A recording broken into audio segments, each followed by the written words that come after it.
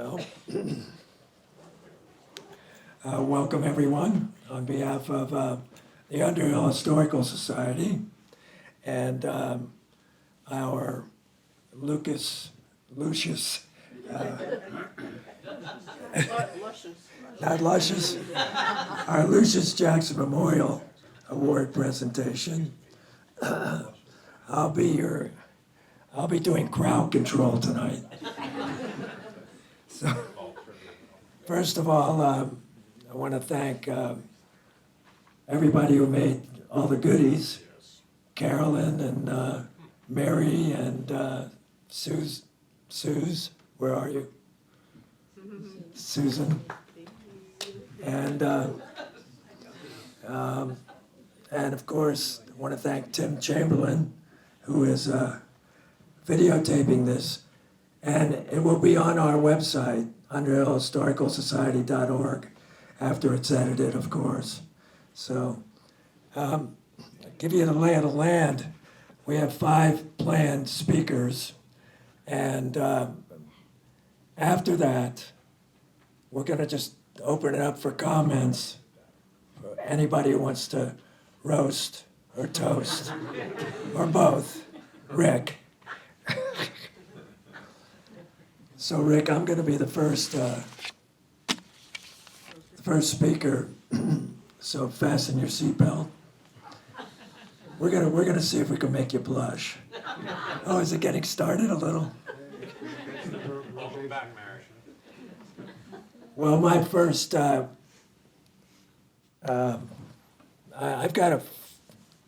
just gonna dedicate what I'm gonna talk about, that which Rick has done a number of things for the Historical Society.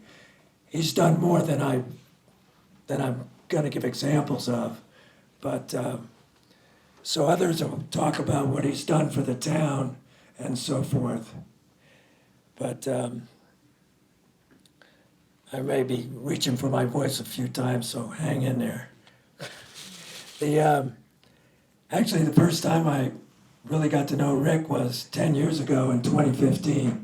He joined the steering committee for the renovation of the old schoolhouse. And it was that kickoff, that was the beginning of what was a 5-year effort to renovate the schoolhouse.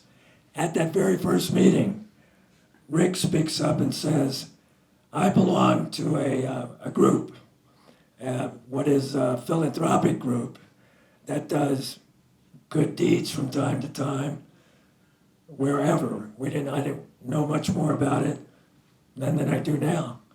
But he says, maybe I can get the group to come and do some work here at the schoolhouse.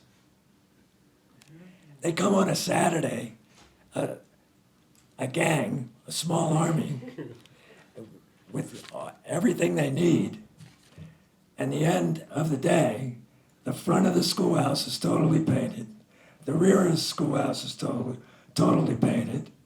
They took off a number of the windows, glazed them, and painted the sashes, put them back, and that was 2015.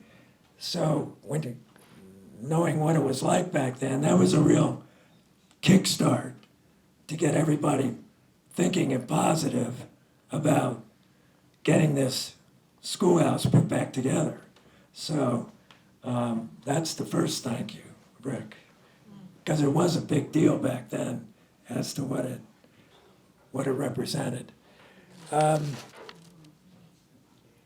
got to jump back for a minute. I wanted to talk about Lucius Jackson, who is our founder and benefactor. He founded the Historical Society in 1968. And the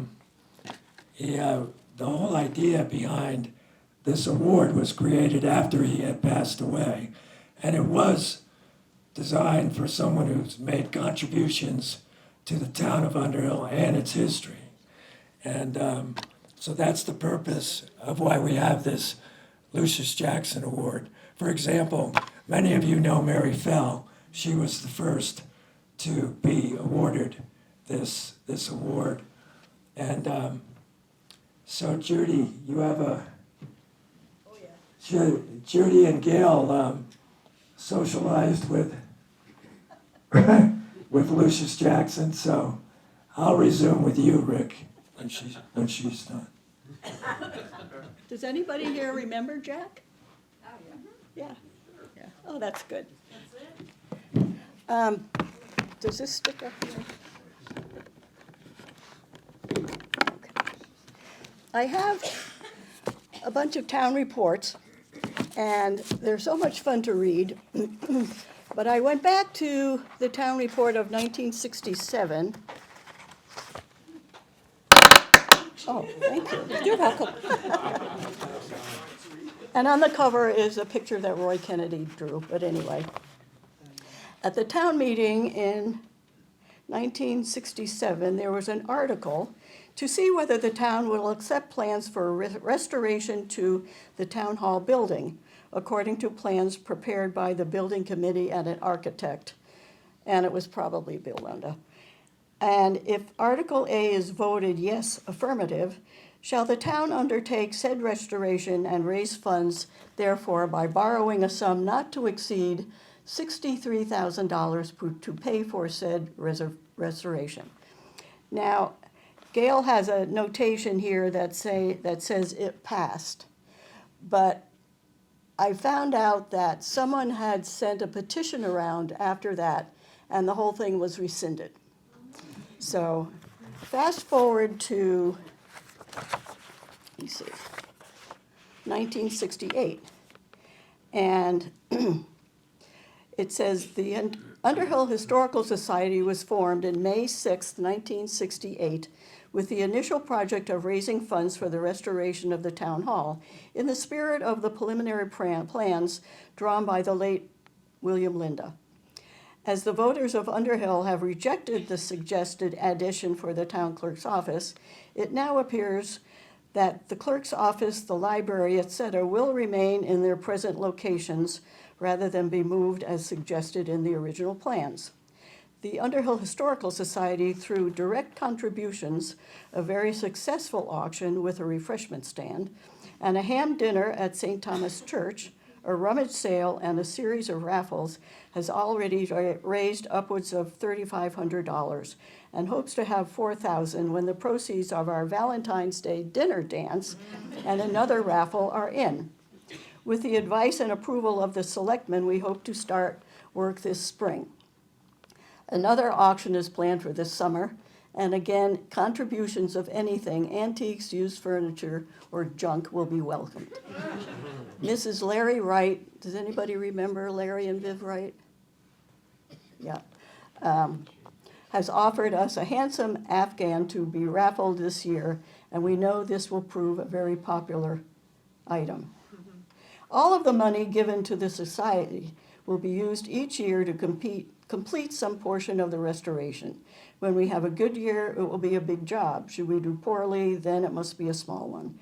We think the first year has been a good one, and that you will be pleased with the work to be done. We thank you for your help so far.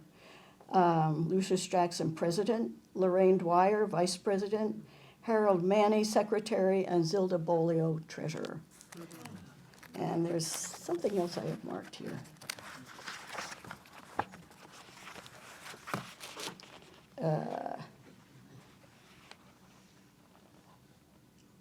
Okay. In January and February of 1970, a volunteer group started work on the main hall.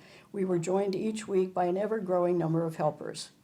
In February, we had a ski party at the Underhill Ski Bowl with the generous help of our hosts, Bill and Emmy Durbrow. In March, we had a celebration party at the town hall for all who had worked with us in January and February. Father Depo's Devils furnished us with music, and a Tupperware party followed in April at the suggestion of Sally Soul. The July meeting was replaced with our annual auction, our largest single source of income. It was again conducted by Dwayne Merrill, who contributed his services for the third year. Bill Sims, does anybody remember Bill Sims? He was married to Jan Kennedy. He installed a very helpful sound system, and Wendell Metcalf and the road crew put up lights for this.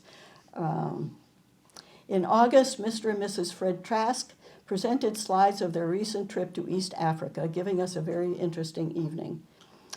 In October, following a very brief annual meeting in costumes, we had a delightful Halloween party with music supplied by Matt Parisi, Ed Moore, Tom Manzi, and Jim Nader.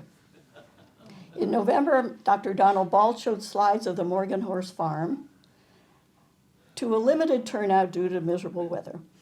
And in December, of course, the big event was the New Year's Eve party, which was both a hit and a moneymaker. We'll surely have another next year. Again, Matt, Ed, Tom, Jim provided live music. And there was a drawing of our door prize won by Martha Dane, who was Martha Romfrey. You remember her? And I'll finish off by saying there was an article in the Free Press on November 13th saying, Underhill can be proud of the heroic effort put forth in recent months to render this old building useful for contemporary community needs. I think that's it. Wait a minute, I have another marker here. Oh, does anybody remember Paul Cook? Well, this is in the 1978 town report. Lucius Jackson's on the cover. And Paul Cook, anyone remember Paul Cook? He wrote this poem in memory of Lucius, or Jack. He settled in the shadow of our mountain, but was never dwarfed by it. Countless are the flames of friendship that by his fireside were lit. Jack's joy of life is living it and doing things of worth. He has made a bright and better place of this tiny piece of earth. Great men and famous men will doubtless come and go, but Jack is as fine a man as we ever hope to know. Thank you.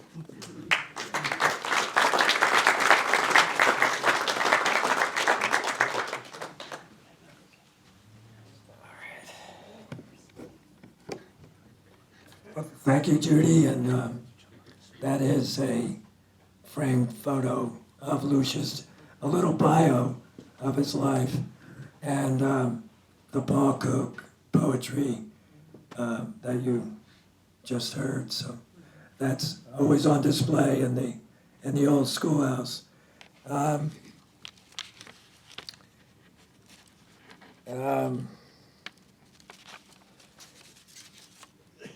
So, Rick, back to you. Well, first of all, I mean, we have to bring Mary into this because you and your merry band of artists with the banners, it's a great addition to the town.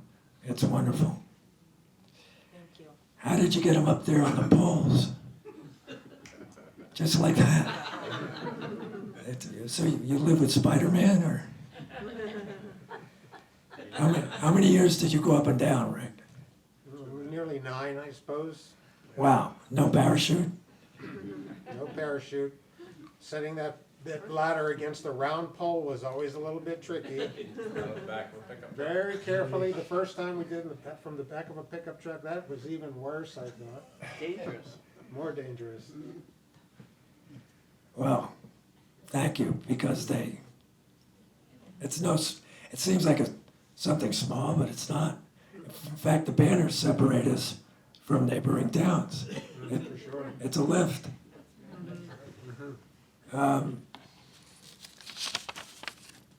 The schoolhouse renovation had a lot of parts to it. The second floor had no door to get into it. And, John Connell donated a door, no lock, nothing but a hole. Rick comes along and says, I think I can take care of that. He goes home. Who knows what he's going through in the barn? He comes back with an antique lock, installs it in this door. Here's the end part. It's a skeleton key. It's perfect for an old schoolhouse. So, again, small, but not so small, because it added something nice to our second floor. And then maybe even a couple years go by, and we realize we need more security in the schoolhouse. And who volunteers but we decide we need deadbolts. And who volunteers but our local locksmith. So Rick and Bob, Linda, install these deadbolt locks in our schoolhouse. Again, it seems like a small operation, but that's how things get done in our schoolhouse with volunteers. And so being there often, I don't see it as a small detail. We're starting to get artifacts into our schoolhouse, so that's why we felt it was important to enhance the security. Anyway, Rick has done so much. I want to pass this microphone off to others, but this one is, try and picture this. We get a bookcase delivered. It's at least 7 feet high. And it's probably 6 plus, is it 7.5 feet? It's probably 10 feet long. 10 feet long, 8 feet high, 7.5, 8, yeah, From the Davenport Library. yeah. It's right, it was from the Davenport Library. It doesn't go up the stairwell. Doesn't go up there with anybody. So, who do you think took care of this? Mr. Rick cuts this thing in half. Perfectly. Takes it upstairs, reassembles it, secures it to the wall, and then paints it. That's a big deal. It's one whole wall of the schoolhouse. Do you have anything to say about that 8-hour day? No? It was kind of fun. Yeah. It was fun. Wow. Taking apart piece by piece and, yes, putting it back together in such a way you'd never know where it was cut. Absolutely. Yeah, it was fun. You asked me to find where you got it. It's magic. Yeah. Well, I just have to say something. My honey-do list did not get done for about 10 years. So, that's it. We have a microphone, Mary. Don't get me started. Well, our speakers are Gene Archibald, who I think everybody knows, Connie Gallagher, Brad Holden, and Kurt Johnson. So I'm going to pass it off to Gene in one more sentence, Gene. I also want to add a giant thank you on behalf of the Historical Society to you, Rick, and actually add something else. I mean, the way you go about what you do with no fanfare is just a great example of anyone but of you. So, I mean, we can't thank you enough for all the things that you do. And I have a longer list, but these, I don't want to, you know. There's a, Thank you. and, I'll come to the podium. okay. It's something to hang on to. Everybody, you wanna hold it or- I'll hold it, yeah.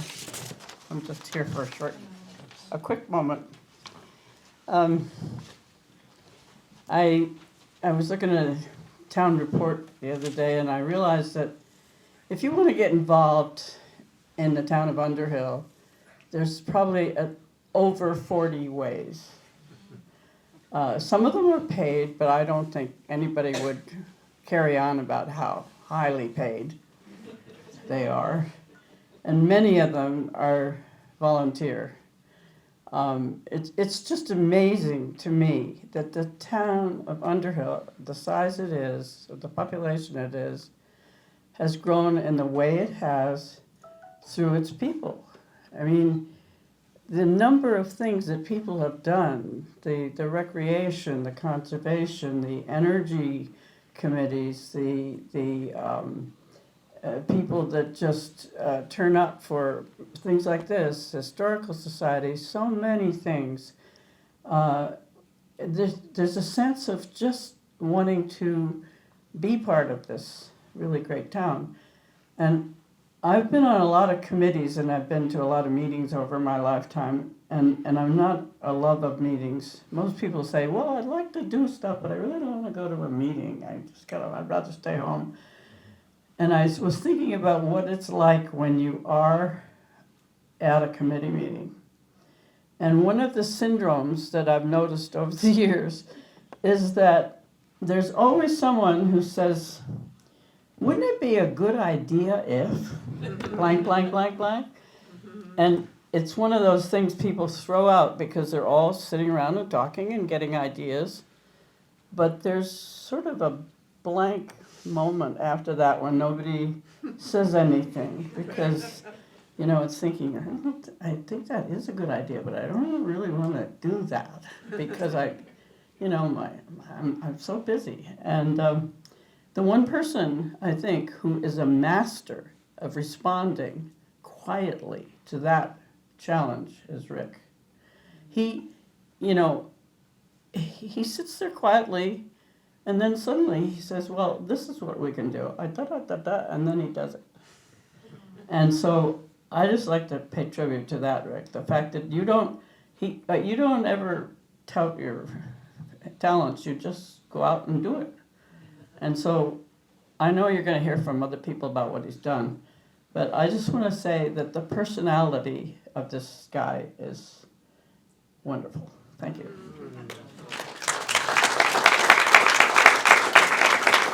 Who comes next? Connie's coming. Connie. I can meet you halfway here if you want. It's a rocking chair, so. If you could put the microphone back into that stand. Okay, the stand is good. You can hang on here. Yeah, the piece I'm gonna read.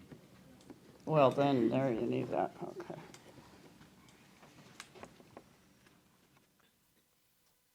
What a nice group.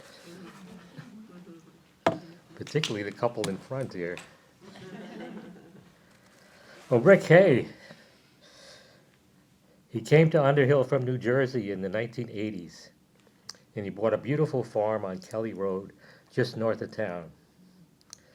Showing an interest in the town, he became involved in the Underhill affairs very quickly, beginning with an appointment to the zoning board, followed by the planning committee with the town legends Marion Fay, Mary Fell, Stan Hamlet, and Peter Siebold.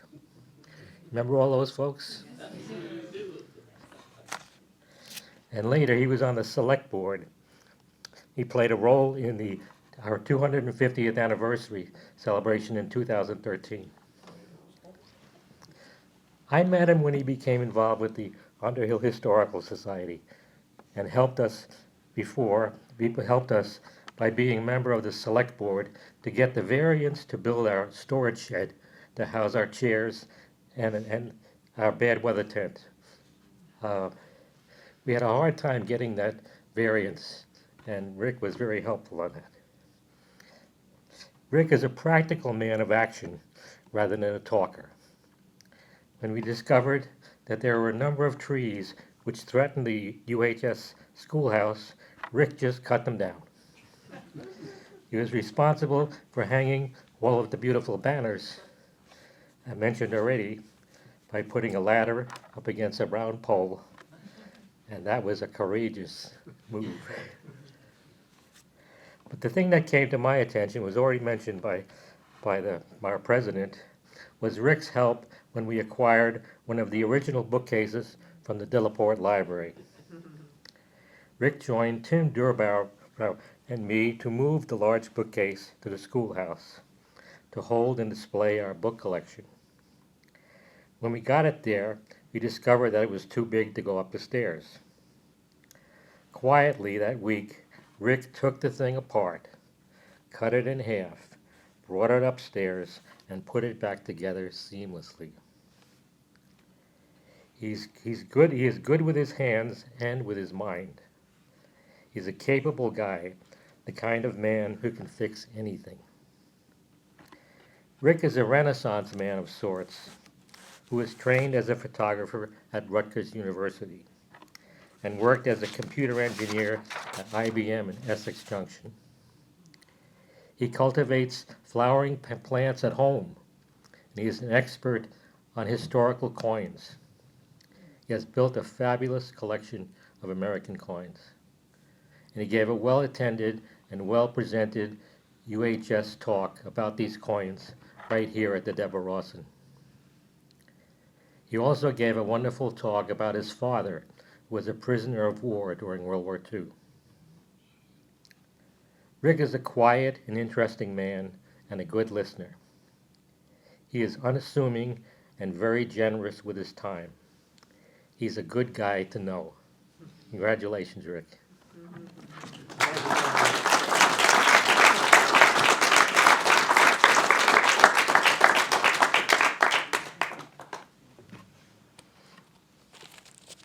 Got tied up in the wiring here.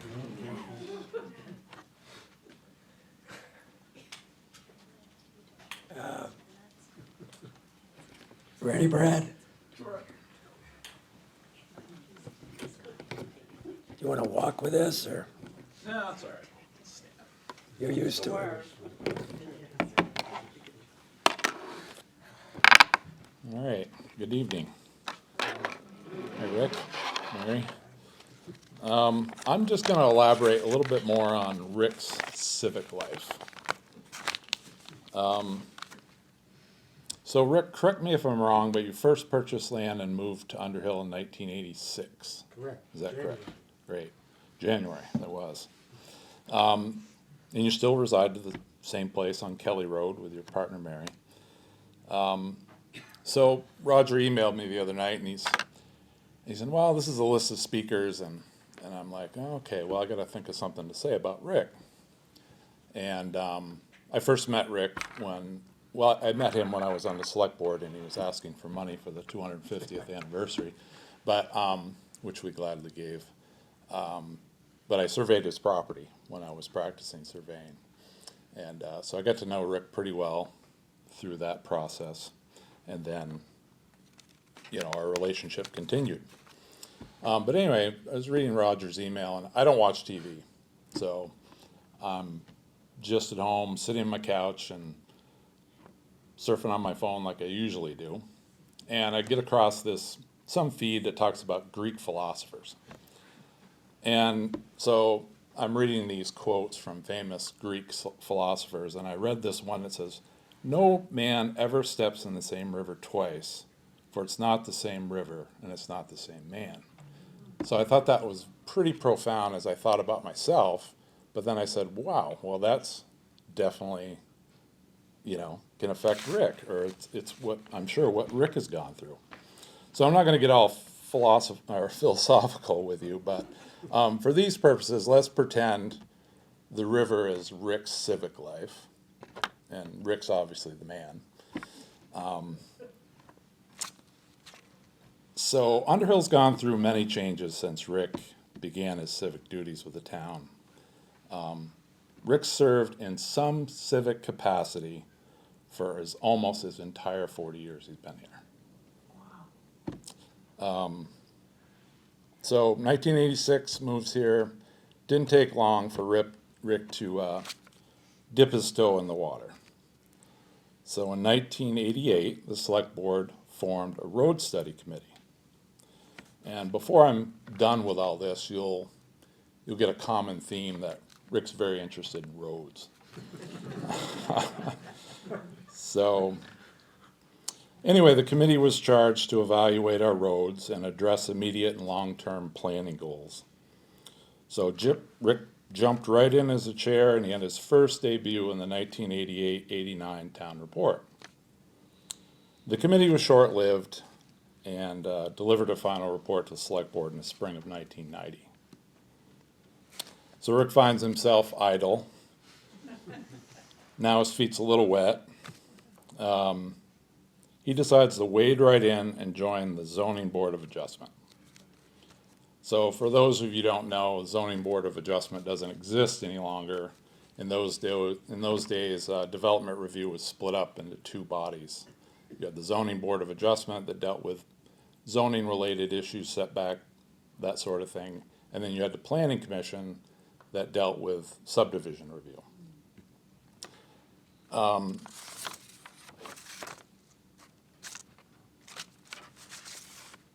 Let's see, did I get on the order here? I think so.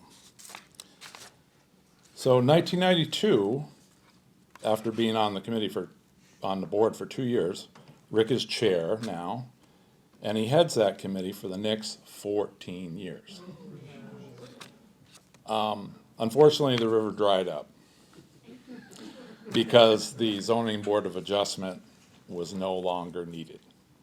We formed what was called the Development Review Board, and they took on the duties that the Zoning Board of Adjustment and the Planning Commission shared for development review. Rick stayed on through the transition, though, serving 1 year as an alternate. Rick seems to take a little break, but I'm confident he was working behind the scenes somewhere, wherever he could. I know that he was involved in, I'm an old history buff myself, and I'm kind of a hoarder of old paper. So, and the ladies in the town hall get after me sometimes because I like to save everything. But anyway, I found this old poster, and it was littered with pictures of when we were thinking about moving the town garage from where it used to exist in Moore Park. Used to be a gigantic sand pile, and the town garage was right on the river.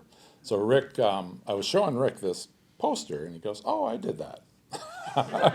So it was all to convince the townspeople why we needed to move the garage and build a new garage. So 2013, of course, Rick's been on this Zoning Board of Adjustment the whole time, except for a couple-year hiatus. And so 2013 is approaching, so Rick decides to spearhead and organize, along with others, to hold the 250th anniversary to celebrate the town's 250th anniversary. It was complete with a celebration and the burying of a time capsule on top of Casey's Hill. Unfortunately, I couldn't attend, but I heard it was quite the celebration. So Rick's not done yet. He decides to cross the entire river and back again and serve on the select board. He's appointed in March of 2015, and he serves 3 years in that capacity, completing a 3-year term in 2018 as chair. I'm sure after all his varied experience with different aspects of town government leading up to this point, he was a very valuable member of the select board. I didn't follow your select board career too closely, Rick, because I just got done mine. But I'm sure you brought a lot of wisdom to share with the board. But as many volunteers who have become to serve on the select board, he was a one-term and done. But we were lucky to have him for that time. And take my word, it's a huge commitment. So directly after his term as select board, Rick dove in once again and was one of the founding members of the Highway Equipment and Inventory Committee. And he served 7 years, and I'll let Kurt elaborate on the time that they're shared together on that committee. But while also serving on that committee, another opportunity arose dealing with Class 4 highways. This is one of Rick's favorite subjects, which he'd had some experience dabbling in before. So I was fortunate enough to serve as staff support while Rick chaired that committee. The group was diverse. They were very dedicated, performed site visits. We visited every Class 4 road, met regularly for 2 years, held public hearings before presenting their final report to the select board. So I'll wrap it up here, but I'm sure, Rick, I've missed something. But for crying out loud, that's more time than any volunteer would ever accomplish in a lifetime. It's important to understand, too, that this all took a great deal of effort. And your work didn't go unnoticed. I don't doubt you have more in you, but maybe you want to slow down a little bit and dry your feet out. But on behalf of the town of Underhill, thank you for your service. And knowing all the time in performing your civic duty has made you the man you are today. So we appreciate you very much.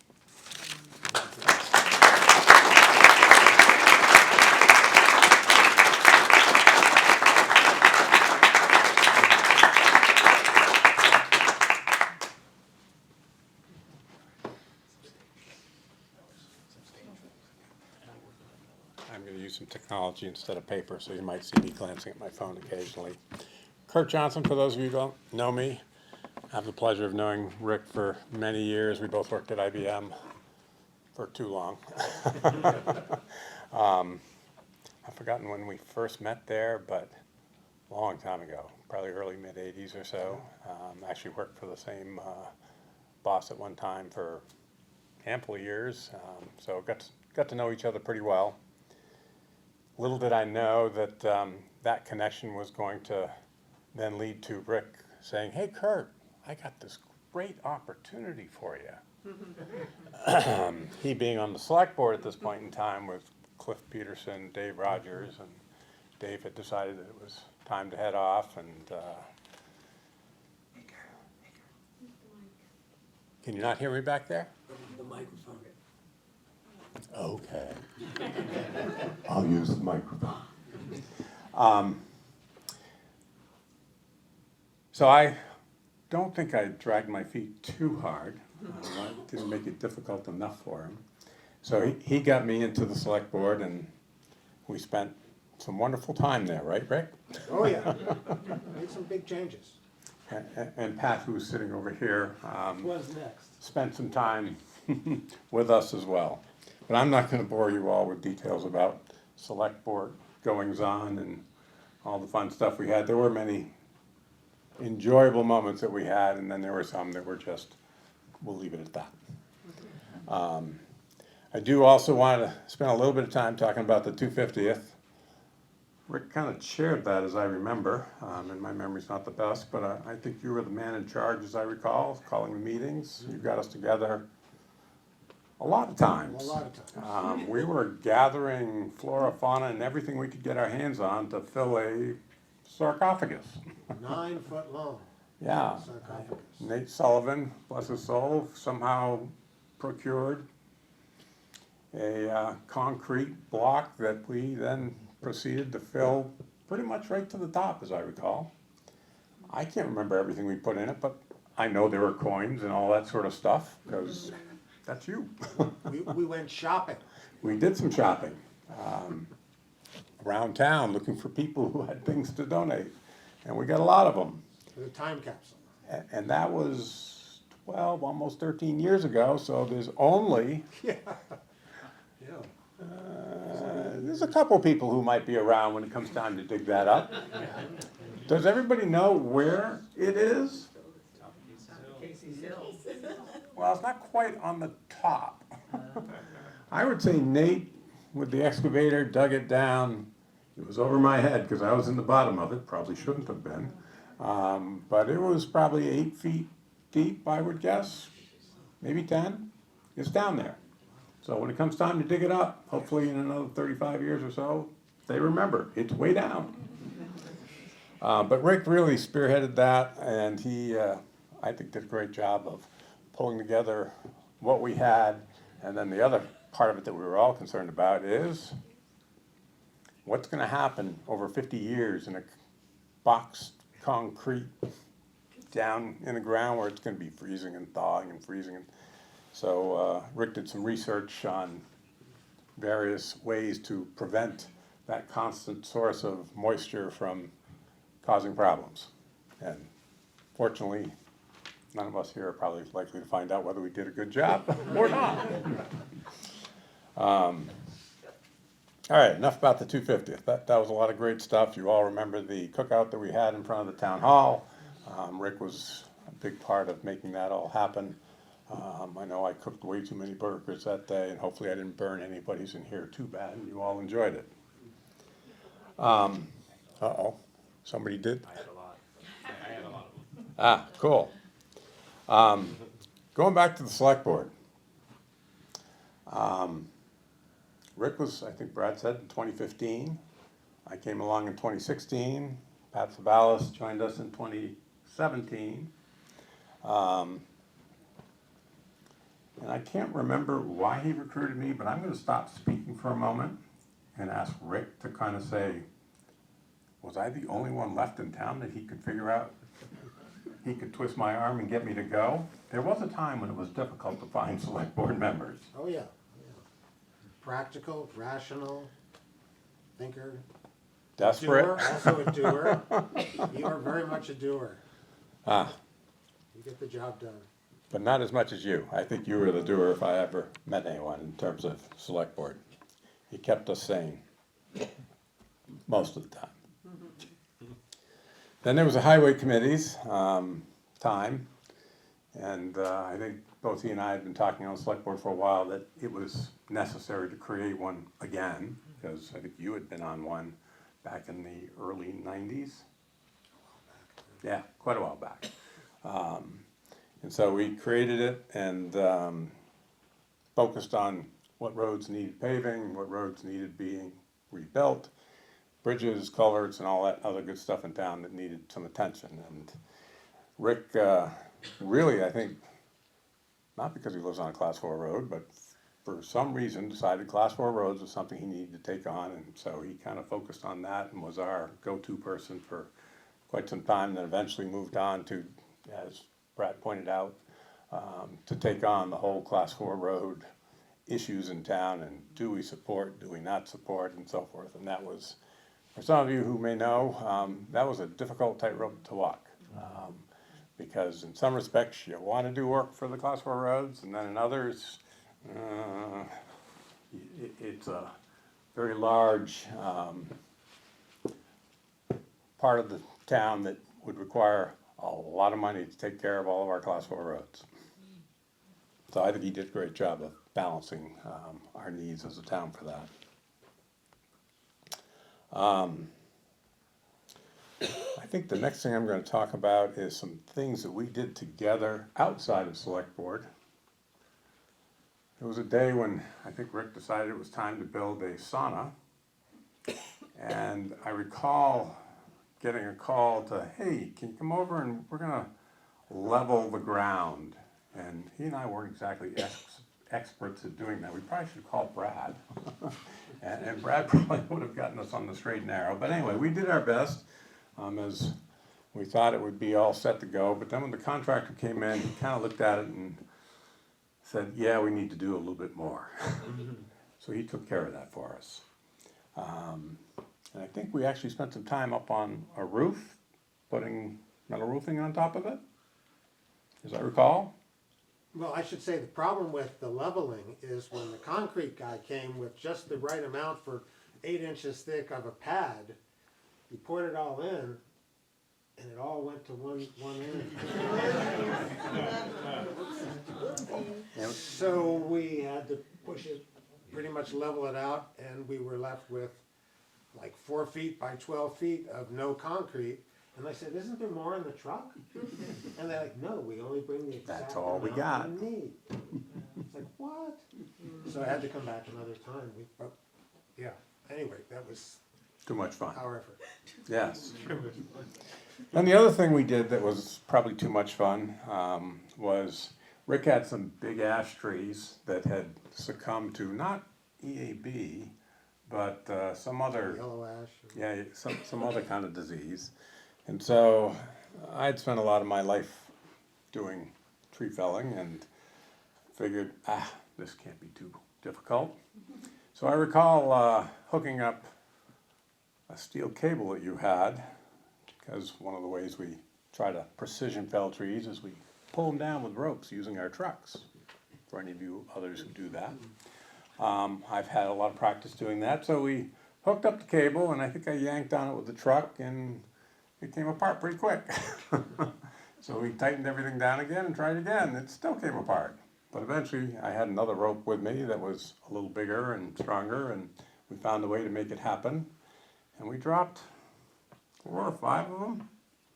These were good-sized ash trees, and since they weren't in the clear all by themselves, we had to dodge buildings and old trucks and all sorts of other stuff. And I thought that day for sure we were going to be going.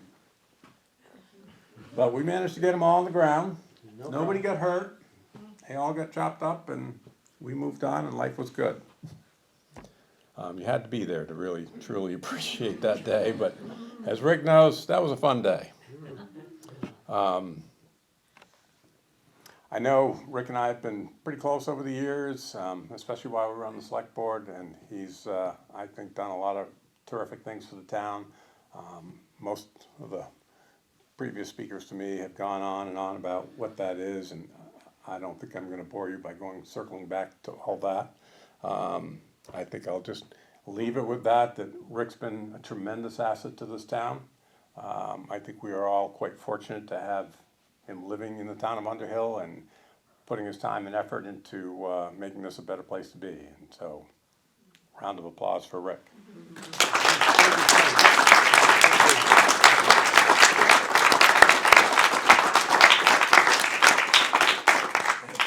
All yours. That's great.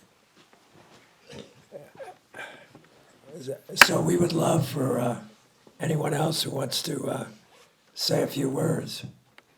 Don't be shy. I know we have a lot of goodies over there. You're waiting for those. Well, if there's no one else, I have a few words to say. Peter Bennett. Peter did you wanna Bennett, say let's- something? Peter Bennett. Oh, wait, no, maybe I'll. Peter, you want to come up? I'm good. We know you're good. I'll say it directly to Rick. Wow. There you go. That was pretty amazing. That was pretty amazing. Thank you. Thank you for those very kind words. I am truly honored and touched by this. I actually don't like the spotlight. As has been mentioned, I like to work in the background. But this is what a wonderful group of people here. So I'd like to just share a little bit about how it is I got to this point. And so I actually wrote things down so I could get through this. So I'm going to share. It's been a real opportunity to work with so many of you and folks from the past. It's made this journey so rewarding for me and fun. It's actually been a lot of fun. Underhill, with its many notable and colorful individuals, was the perfect town for me to set down roots. In the early 1980s, after traveling 5 states and more than 7 apartment situations, I decided it was time to find a real home. I had been enjoying the bright lights and the fast life of downtown Burlington and Winooski. And I set my sights on finding a hill section home. Working with 7 realtors, I was having no luck, as the hill section homes were snapped up, often even before they were formally listed. you'd show up and maybe there'd be a line of people at a home for a listing that was going to be listed the following couple of days even. I actually got to the point where I knocked on the doors of homes I admired. Occasionally, I was able to talk my way into getting a house tour. I picked out homes all through the hill section that I thought I could live there. Or I love that house. That brick house was fabulous. However, on one or two occasions, the final comment from the resident was, "The only way we're leaving this house is feet first." True. So I didn't luck out. Through a coworker at IBM, I was introduced to the Kelly Farm in the Flats that had been on the market for actually a few years. I was able to purchase the property with significant financing help, but I still needed 3 full-time roommates just to cover the mortgage payment. One roommate suggested that we start a capture the flag paintball business to help cover expenses. That was brand new at that time. In fact, it was called Splatball initially. They changed the name. I think paintball made more sense. We made a couple of visits to our zoning board, bringing flip charts and biodegradable paintballs that we showed them to try to demonstrate that they would have minimal environmental impact. The zoning board finally approved our venture, but with so many restrictions, restricted conditions, we couldn't even have people drive up there. We'd have to meet them with a van, drive them up. The hours were set so that it was not financially feasible to even do it. One board member did speak up in opposition to the generally negative perspective of the majority of the board, saying to the effect, and stuttering at the time, she didn't understand how a resident with 100 acres couldn't do something rational and practical with their land. Wait a minute, you're laughing. Is paintball not practical? As opposed to subdividing the property, which actually was my initial intent, was to buy it and carve it up and move on. But I absolutely fell in love with the land. So I decided I wanted to have a voice in town decision-making.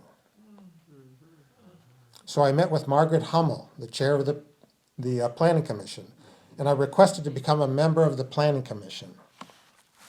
Margaret asked if I had any planning experience, town planning experience, to which I said, no, I didn't have any.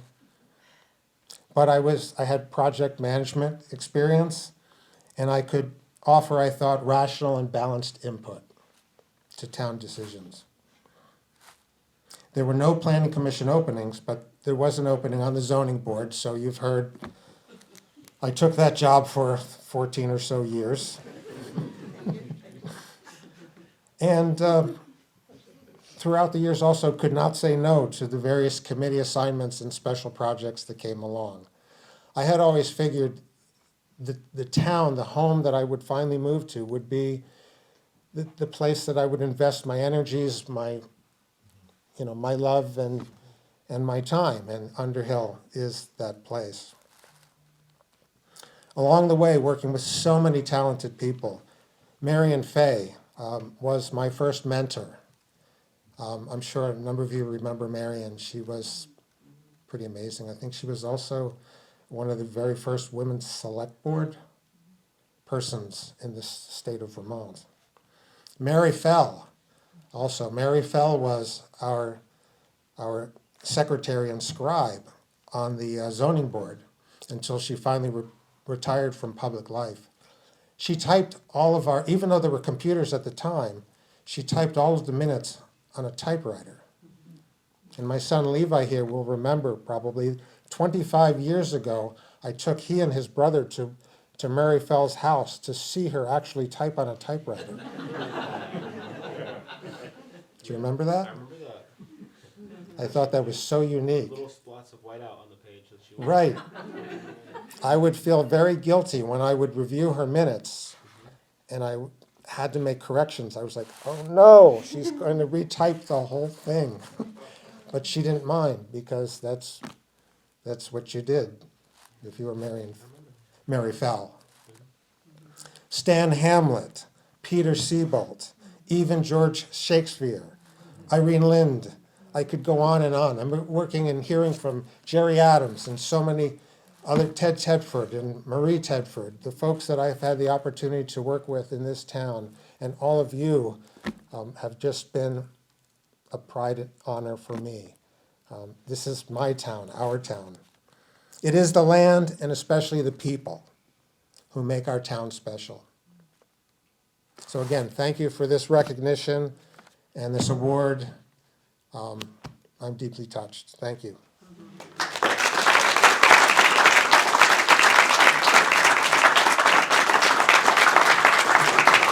And there's lots of food over here, food and drink.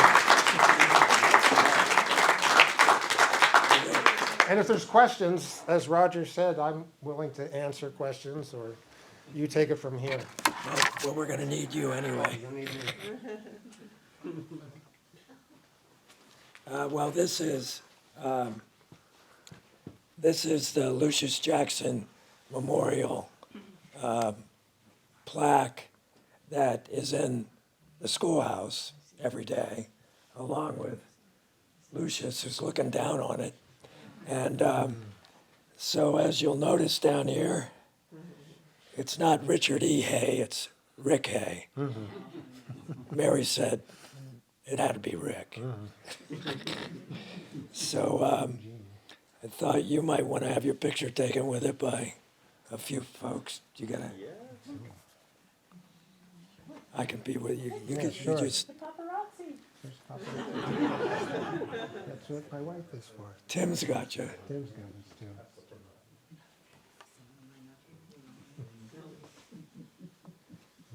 I want to get one too. Okay.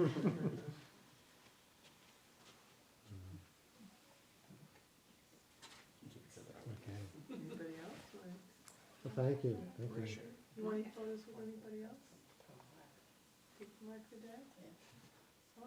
Well, I how, just wanna say one thing, Rick didn't have a retirement party, he didn't want a retirement party, he never wants a birthday party, I've slipped a couple in. So when this came around, I just thought, this is great, this is really his love, and, so I'm so glad that we could all gather and really acknowledge this great guy. Thanks, Rick. you, Mary. Thank you. thank you. Sure. Levi, you want to take a picture? Yeah, you can. I'm just gonna have Mary send it to me. She's got it perfect. Take one with. Really, guys, we really have to do this?